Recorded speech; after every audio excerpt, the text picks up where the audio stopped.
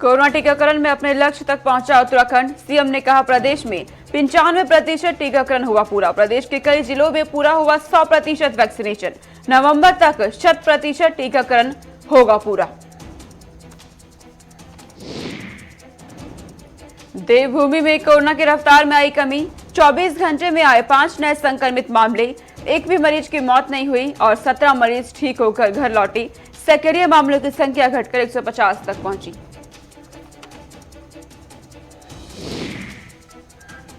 देवभूमि में बारिश का कहर जारी। मौसम विभाग ने जारी किया येलो अलर्ट। सभी अधिकारियों को सतर्क रहने के निर्देश। उत्तराखंड के कई जिलों में भारी बारिश के आसार।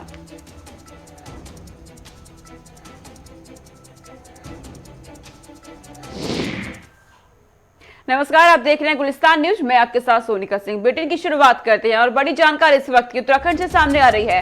उत्तराखंड के सीएम धामी ने वैक्सीनेशन को लेकर बड़ा बयान दिया है। ये बड़ी जानकारी इस वक्त की। प्रदेश में 95% टीकाकरण पूरा हो गया है। ये सीएम पुष्कर सिंह धामी की तरफ से कहा गया। प्रदेश के कई जिलों में पूरा हुआ 100% वैक्सीनेशन।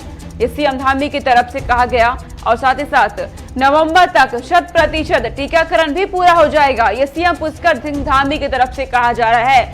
दरअसल लक्ष्य रखा गया था कि दिसंबर के अंत तक पूरे उत्तराखंड को वैक्सीनेट करा जाएगा, लेकिन अब यह जानकारी सामने आई है कि प्रदेश में 95% टीकाकरण पूरा हो गया है और वहीं कहा जा रहा है कि नवंबर तक 100% टीकाकरण भी हो जाएगा। ये सीएम पुष्कर सिंह धामी की तरफ से कहा गया है। यानी मुख्यमंत्री पुष्कर सिंह धामी ने कहा है कि कोविड टीकाकरण को लेकर राज्य अपने लक्ष्य के बेहद करीब अब पहुंच गया है। यानी नवंबर के अंत तक ही 100% टीकाकरण करके लक्ष्य को हासिल कर लिया जाएगा। तो ये बड़ी जानकारी इस वक्त सामने आ रही है और सीएम ने इसी के साथ प्रधानमंत्री नरेंद्र मोदी का आभार व्यक्त करते हुए स्वास्थ्य विभाग के साथ ही अन्य विभाग के कर्मचारियों को भी जो इस कार्य में लगे हुए थे उन्हें भी आभार व्यक्त किया है। उत्तराखंड से हमारे ब्यूरो चीफ धीरेन्द्र प्रताप सिंह हमारे साथ जुड़ गए हैं तमाम जानकारी के साथ। धीरेन्द्र, जानकारी ये सामने आ रही है कि सीएम धामी की तरफ से कहा जा रहा है कि राज्य में जो लक्ष्य रखा गया था वैक्सीनेशन को लेकर उसके बेहद करीब आ गए हैं। क्या वाकई ऐसा है धीरेन्द्र?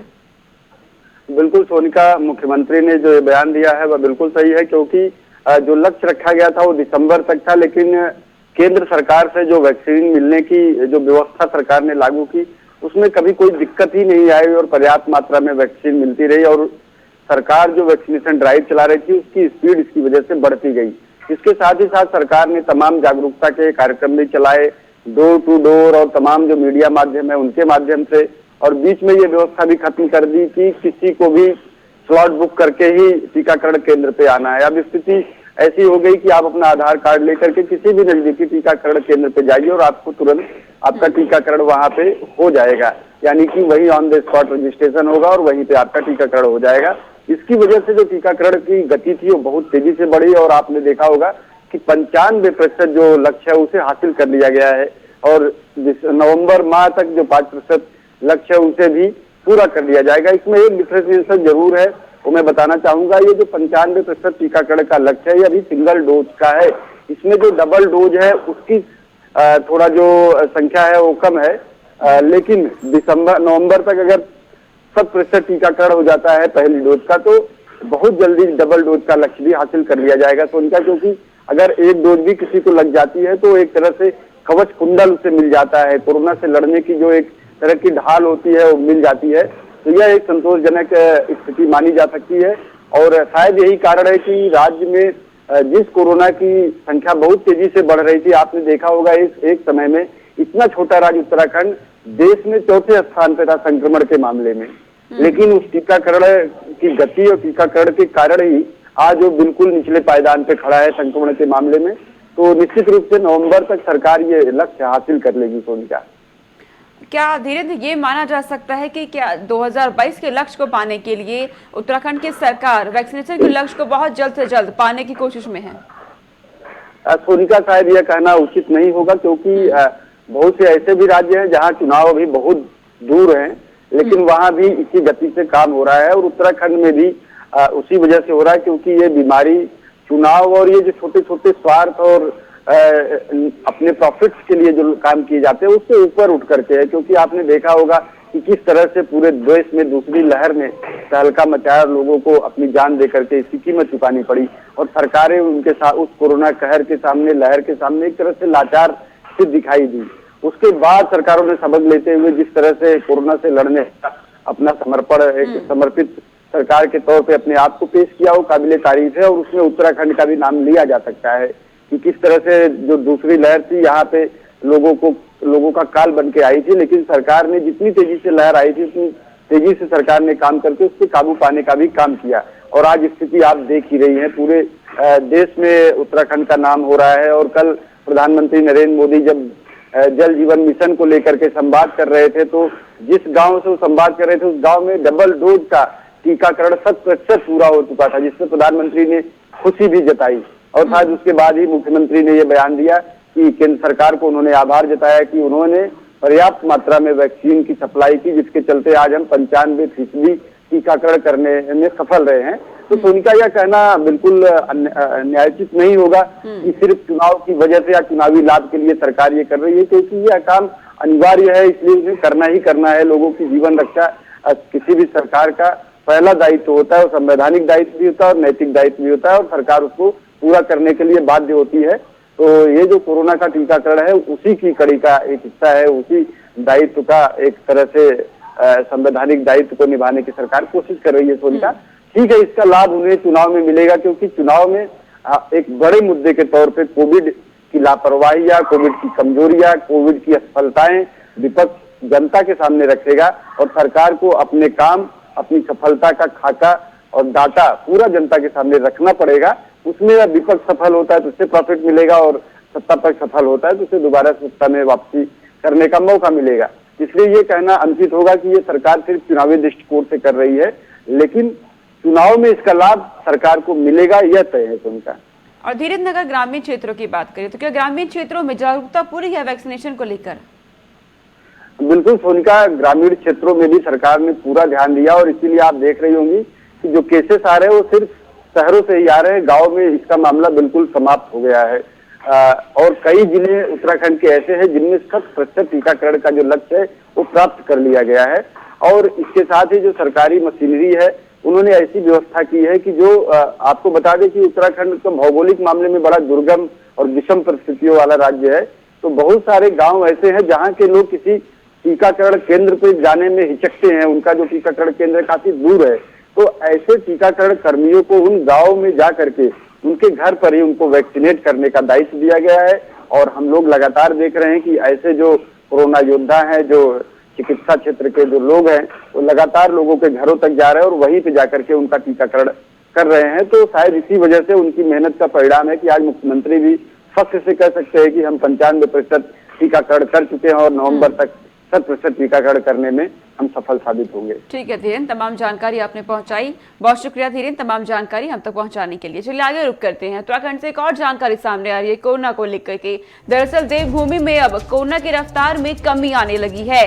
हालात अब उत्तराखंड में बेहद सामान्य होने लगे हैं। 24 घंटे में सिर्फ 5 नए संक्रमित मामले सामने आए हैं और इस 24 घंटे के दौरान एक भी मरीज की मौत नहीं हुई। 17 मरीज ठीक भी हुए हैं इस दौरान। तो ये बड़ी जानकारी उत्तराखंड से सामने आ रही है। सक्रिय मामलों की संख्या अब घटकर 150 तक पहुंच गई है। और जिस तरीके से सीएम पुष्कर सिंह धामी की तरफ से कहा जा रहा है कि वैक्सीनेशन भी बढ़ गई है उत्तराखंड में, 95% वैक्सीनेशन कर दिया गया है। इसे देखते हुए उत्तराखंड में अब मामले भी बेहद कम आने लगे हैं। हालात अब सामान्य उत्तराखंड में होने लगे हैं, लेकिन प्रशासन की तरफ से लगातार लोगों से अपील की जा रही है कि कोविड गाइडलाइंस का पालन करते रहे, क्योंकि सीएम पुष्कर सिंह धामी किसी तरह की लापरवाही नहीं होने देना चाहते।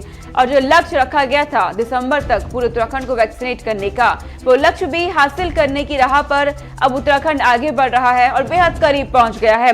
मामले भी अब कम आने लगे हैं। 24 घंटे में सिर्फ 5 नए संक्रमित और राहत भरी खबर ये कि एक भी मरीज की मौत नहीं हुई है। 17 मरीज ठीक होकर घर भी वापस लौटे हैं और अब एक्टिव मामलों की संख्या 150 तक पहुंच गई है। लगातार एक्टिव मामलों की संख्या भी घट रही है उत्तराखंड में, तो हालात सामान्य हो रहे हैं।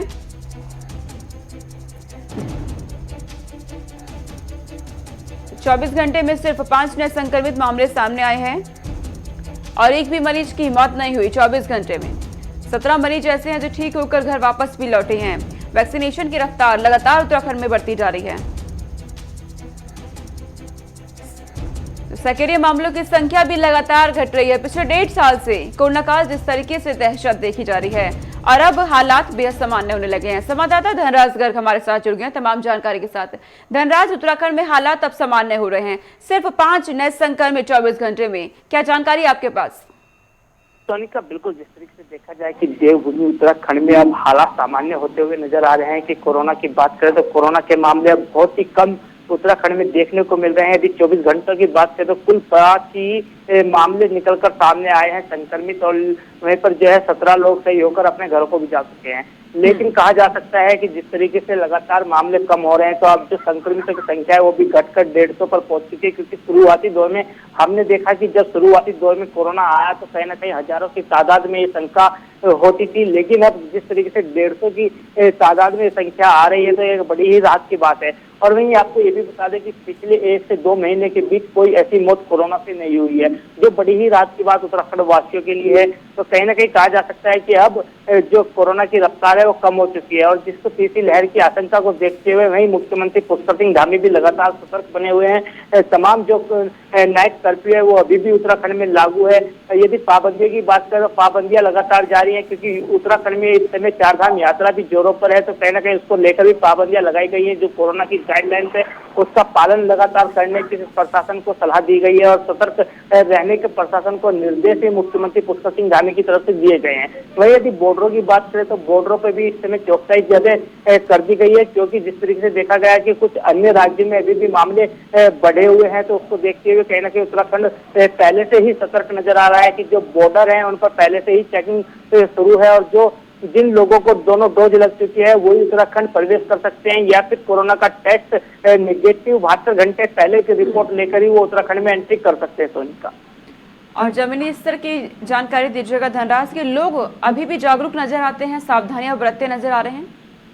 जी बिल्कुल सोनिका, जिस तरीके से उत्तराखंड सरकार लगातार जागरूकता अभियान चला रही है, तमाम तरीके से प्रचार प्रसार लगातार जागरूकता अभियान के लिए किया जा रहा है कि गली मोहल्लों में भी प्रचार किया जा रहा है, तो उसको देखते हुए कहीं ना कहीं लगता है कि जनता भी अब जागरूक होने लगी है। हालांकि जिस तरीके से हम बाजारों में निकलते हैं, जीरो ग्राउंड पर निकलते हैं, तो कहीं ना कहीं जो सोशल डिस्टेंसिंग है उसकी धज्जियां उड़ती हुई नजर आती हैं, क्योंकि जब मार्केट खुलती है तो कहीं ना कहीं लोग मार्केट में निकलते हैं और तमाम दुकानों पर भीड़ देखने को मिलती है। तो उसके लिए कहीं ना कहीं लोगों को भी जागरूक होना पड़ेगा, क्योंकि अभी भी उत्तराखंड सरकार लगातार यही कह रही है, यही अपनी अपील जनता से कर रही है कि अभी कोरोना गया नहीं है, अभी कोरोना से सावधान रहने की जरूरत है, क्योंकि तीसरी लहर की आशंका लगातार जताई जा रही है। क्योंकि जिस तरीके से कहा जा रहा है कि तीसरी लहर में बच्चों को ज्यादा इफेक्ट होने की बात लगातार कही जा रही है, वैज्ञानिक की तरफ से यही कहा जा रहा है कि कहीं ना कहीं जो तीसरी लहर आएगी वो लगातार बच्चों को ही इफेक्ट करेगी, तो उससे बचने के लिए भी लगातार उपाय किए जा रहे हैं, और तमाम अस्पतालों को भी सतर्क रहने के निर्देश मुख्यमंत्री पुष्कर सिंह धामी की तरफ से किए गए। हालांकि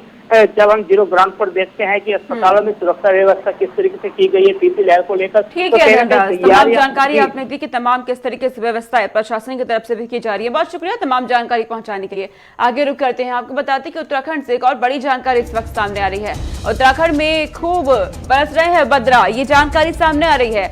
मौसम विभाग की तरफ से येलो अलर्ट भी जारी किया गया है राज्य के लिए, और मौसम एक बार फिर बदल गया है उत्तराखंड का।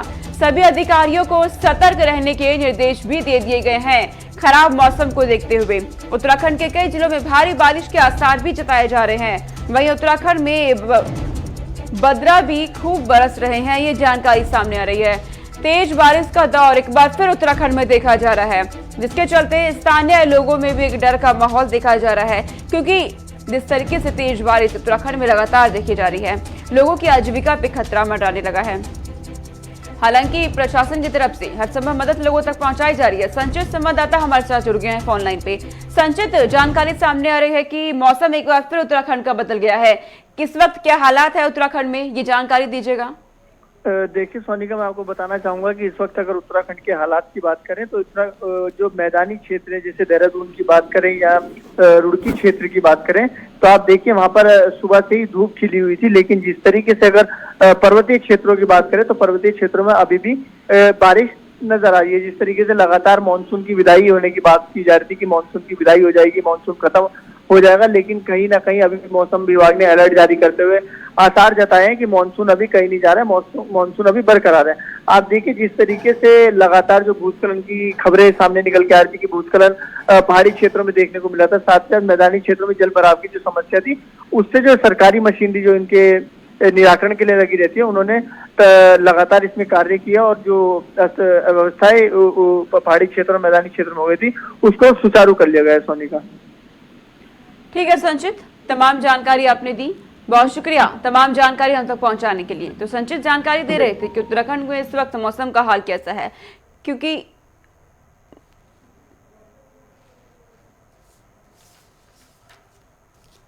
मौसम विभाग की तरफ से राज्य के लिए येलो अलर्ट जारी कर दिया गया है एक बार फिर।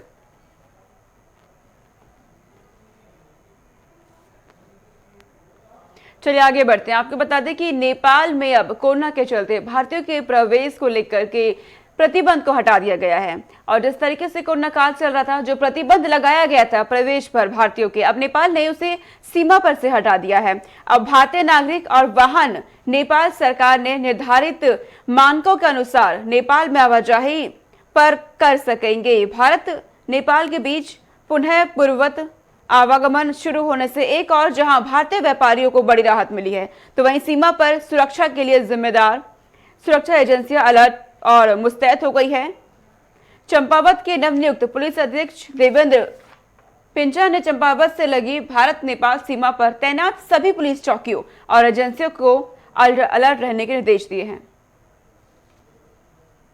आज एसएसबी के साथ भी मेरी इसमें अलग से बात भी हुई थी, क्योंकि अब जो बॉर्डर है वो पहले की तरह वापस खुल रहा है, लेकिन नेपाल ने कोई और रेस्ट्रिक्शन लगा रखे हैं, जो उनके जो पॉइंट्स है, जो उनके एसओपी उसके आधार पर ये खुला है। लेकिन जो भी है धीरे धीरे मेरा मानना है कि जो है जो हमारा बॉर्डर है वो फिर से पहले की तरह मुझे लग रहा है कि शायद शुरू हो जाएगा। तो जो हमारी पहले एक जो एसओपी रहा करती थी हम उसी को फॉलो करते हुए आगे करेंगे। उसमें जो कमियां रहेंगी उसको सुधार करते हुए और अधिक हम अपनी जो पुलिस फोर्स और जो हमारा जो बॉर्डर मैनेजमेंट को अधिक इफेक्टिव करेंगे। चलिए आगे बढ़ते हैं, आपको सीधा पंजाब ले चलते हैं। पंजाब से इस वक्त बड़ी जानकारी सामने आ रही है। पंजाब की मंडियों में आज से शुरू हुई धान की सरकारी खरीद, तो ये बड़ी जानकारी इस वक्त की। पंजाब के साथ साथ हरियाणा में भी आज से खरीद शुरू हो गई है धान की, और पंजाब की मंडियों में आज से धान की खरीद शुरू हो गई है।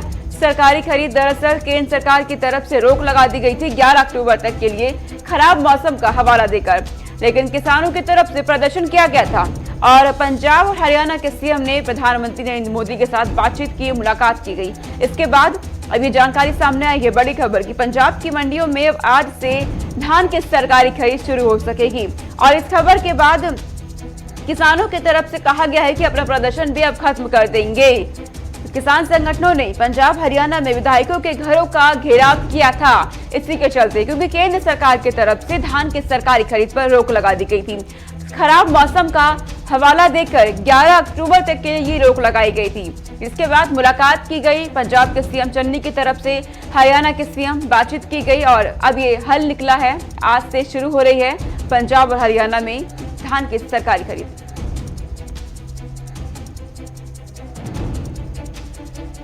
हमारे साथ दलजीत सिंह किसान नेता हमारे साथ जुड़ गए फोन लाइन पर। दलजीत जी, ये बताइएगा कि अब सरकार ने कह दिया है कि आज से शुरू हो रही है सरकारी खरीद, तो क्या अब प्रदर्शन खत्म हो जाएगा? आप लोगों का जिस तरीके से प्रदर्शन किया जा रहा था। नहीं, चलो प्रदर्शन तो अब हमारी मांग मान लिये खत्म हो ही जाएगा, लेकिन हमें दुख है कि पहले ही संघर्ष के बगैर ही शुरू कर देना चाहिए था। जब से किसान आंदोलन चल रहा है, सेंटर सरकार हमें लगता है किसी न किसी बहाने हमें परेशान कर रही है किसानों को। तो आंदोलन तो अब संघर्ष तो अब खत्म हो ही गया। जो हमारी मांग है मान ली है, वो किसानों के दबाव के आगे, संघर्ष के दबाव के आगे वो बात मानी गई है हमारी। और जिस तरीके से पंजाब के सीएम ने मुलाकात की, उसके बाद ये फैसला सामने आया है, किस तरीके से देखा जा रहा है किसान संगठनों की तरफ से? नहीं, चलो वो उनकी जिम्मेवारी बनती है, पंजाब स्टेट के मुखी होते हैं जो सीएम होते हैं, उनकी जिम्मेवारी भी बनती है, लेकिन किसानों को संघर्ष ही करना पड़ा, इसीलिए उन्होंने ये दबाव में आकर ही खरीद शुरू की, हम तो ये समझ रहे हैं। और जिस तरीके से आप कह रहे हैं कि दबाव में आकर के ये फैसला लिया गया है, तो यहाँ पे सवाल ये भी बनता है दलजीत जी की लगातार जब भी देखा जाता है किसानों की तरफ से आंदोलन किए जाते हैं, क्या एक यही रास्ता रह गया है? नहीं, वो मजबूरी को करते हैं। ये किसी का दिल नहीं करता घर छोड़ने को, सड़क पर बैठने को, तो मजबूरी में करते हैं ना। रास्ता तो मजबूरी में जो चयन करते हैं, कोई शौक से तो करते नहीं किसान। ठीक है जल्दी जी, तमाम जानकारी हम तक पहुंचाने के लिए बहुत शुक्रिया। तो जानकारी सामने आई कि पंजाब की मंडियों में आज से शुरू होगी धान की सरकारी खरीद। चलिए आगे बढ़ते हैं। पंजाब से एक और बड़ी जानकारी सामने आ रही है। आपको बता दें कि कल होने वाली पंजाब कैबिनेट की बैठक का समय अब बदल दिया गया है। जानकारी आई है कि सोमवार को कैबिनेट की बैठक जो 11 बजे होने वाली थी, अब शाम 6 बजे होगी। सोमवार वाले दिन पंजाब सिविल सचिवालय में ये बैठक होगी और शाम 6 बजे कैबिनेट की अहम बैठक होने जा रही है। सीएम चन्नी इस बैठक की अगुवाई करेंगे और इस बैठक में सभी कैबिनेट मंत्री को शामिल रहने के निर्देश दिए गए हैं। समय में बदलाव कर दिया गया है। सोमवार को 11 बजे ये बैठक होनी थी, लेकिन अब शाम 6 बजे होनी है। पंजाब से हमारे रीजनल हेड और हमारे सीनियर साथी नवदीप छाबड़ा हमारे साथ जुड़ गए हैं। नवदीप, अब जानकारी सामने आई है कि जो सोमवार को बैठक होनी है कैबिनेट की, उसका समय बदल दिया गया है। देखिए सोनिका, 2 दिन पहले जब नोटिफिकेशन जारी किया गया था कैबिनेट बैठक को लेकर, तब समय जो था वो 11 बजे दिया गया था कि 11 बजे सुबह बैठक होगी। मुख्यमंत्री चन्नी खुद फिजिकल तौर पर हाजिर होंगे, क्योंकि जितनी भी उन्होंने अब तक कैबिनेट बैठक की है उसमें वो खुद शामिल हुए और सभी मंत्री भी बैठकों के अंदर शामिल थे। लेकिन आज ये जानकारी दे दी गई है कि जो बैठक 11 बजे थी, अब उसका समय 6 बजे निर्धारित कर दिया गया। जाहिर सी बात है कि मुख्यमंत्री का कुछ शेड्यूल होंगे, पंजाब के अलग अलग इलाकों के अंदर उनके कार्यक्रम होंगे, इसी वजह से ये बैठक का समय जो है वो शाम को रखा गया है। तो खुद मुख्यमंत्री चन्नी इसकी अगुवाई करेंगे, सभी कैबिनेट मंत्री हाजिर रहेंगे। तो सुनकर एक चीज और भी बताना चाहूंगा कि शाम को ये तीसरी बार ऐसा हो रहा है जब मुख्यमंत्री देर शाम को बैठक कर रहे हैं। पहली बार आपने देखा होगा जब बैठक हुई थी, रात को 8 बजे बैठक शुरू की गई थी, करीब 11:30 बजे वो बैठक खत्म हुई थी।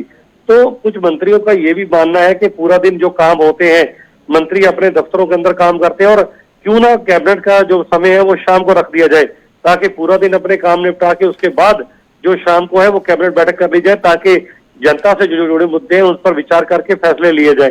तो मुझे लगता है कि नई प्रथा की शुरुआत कहीं ना कहीं ये पंजाब के अंदर देखने को मिल रही है कि 5 बजे तक दफ्तर के अंदर जो मंत्री हैं वो काम करेंगे, जनता से जुड़े मुद्दे हैं उनका हल करेंगे, जनता से मिलेंगे, और उसके बाद शाम को जो बैठक जो है वो रखी जाया करेगी। तो ये कहीं ना कहीं एक नई प्रथा है, लेकिन हम ये कह सकते हैं कि नई सरकार है, एक्शन मोड के अंदर है और जनता से हित से जुड़े जो है कई तरह के फैसले लिए जा रहे हैं। और कल भी पूरी उम्मीद है कि पंजाब सरकार कई बड़े फैसलों पर कल भी जो है वो मोहर लगा देगी। यानी एक्टिव पूरी तरीके से नजर आ रही है नवदीप पंजाब सरकार। सीएम चन्नी लगातार एक्टिव मोड में भी दिख रहे हैं। जब से शपथ ग्रहण के बाद से हम देख रहे हैं वो लगातार मीटिंग भी कर रहे हैं और बड़े फैसले भी उनकी तरफ से लिए जा रहे हैं। देखिए जाहिर सी बात है, देखिए चौथी ये कैबिनेट की बड़ी बैठक होगी और 10 दिन के अंदर 4 बैठकों का करना कहीं ना कहीं अपने आप में एक बहुत बड़ी, हम कह सकते हैं कि उपलब्धि है। और हर बैठक के अलावा भी वो रोज जनता के हित में कई फैसले ले रहे हैं। तो यही कारण है कि पंजाब सरकार जानती है, मुख्यमंत्री चन्नी जानते हैं कि उनके पास ज्यादा समय नहीं है, लोगों की उम्मीदें उन पर बहुत ज्यादा है, बहुत ज्यादा जो प्रॉमिस हैं उनको डिलीवर करना है। यही कारण है कि सरकार हर दूसरे या तीसरे दिन जो है वो कैबिनेट बैठक बुला रही है, आपात बैठकें बुला रही है और जनता के हित से जुड़े जो फैसले हैं वो किए जा रहे हैं। कल भी नजर रहेगी कि क्या कुछ बड़े एजेंडे हैं जो बैठक के अंदर रहे। हालांकि बैठक के पहले एजेंडे लीक नहीं किए जाते, लेकिन हम कह सकते हैं कल भी जनता हित से जुड़े कई फैसले जो है उस पर सरकार मोहर लगाती हुई नजर आएगी। क्या नवदीप, जो विवाद पंजाब कांग्रेस में चल रहा है उसे लेकर भी कोई बातचीत हो सकती है क्या? देखिए कैबिनेट के अंदर ऐसा कुछ विषयों पर जानकारी जो है वो नहीं लीक की जाती, क्या अंदर डिस्कस होता है, लेकिन मुख्य मुद्दे जो रहते हैं, क्योंकि अलग अलग विभागों की तरफ से प्रस्ताव जो आते हैं उन्हीं पर चर्चा की जाती है और उन्हीं एजेंडों पर मोहर लगाई जाती है। आमतौर पर पार्टी के जो मुद्दे हैं वो कैबिनेट के अंदर डिस्कस नहीं किए जाते, क्योंकि आपको पता है इससे पहले जो नवजोत सिंह सिद्धू के साथ बैठक हो चुकी है और नवजोत सिंह सिद्धू भी अपने ट्वीट के जरिए साफ कर चुके हैं कि वो अपने इस्तीफे पर कायम है जब तक उनसे जुड़े मुद्दे हल नहीं होते। तो जाहिर सी बात है कि जो उनसे जुड़े मुद्दे हैं उनको लेकर प्रस्ताव जो है, अगर किसी का तबादला किया जाना है या फिर किसी को बदला जाना है तो उस पर प्रस्ताव जरूर आ सकता ठीक है। है लेकिन नवदीप, आप तमाम जानकारी पर नजर बनाए रखिएगा, अपडेट्स आपसे लेते रहेंगे। बहुत शुक्रिया तमाम जानकारी हम तक पहुंचाने के लिए। तो चलिए इस बुलेटिन में इतना ही, लेकिन खबरों का सिलसिला लगातार जारी है। देखते रहिए गुलिस्तान न्यूज। नमस्कार।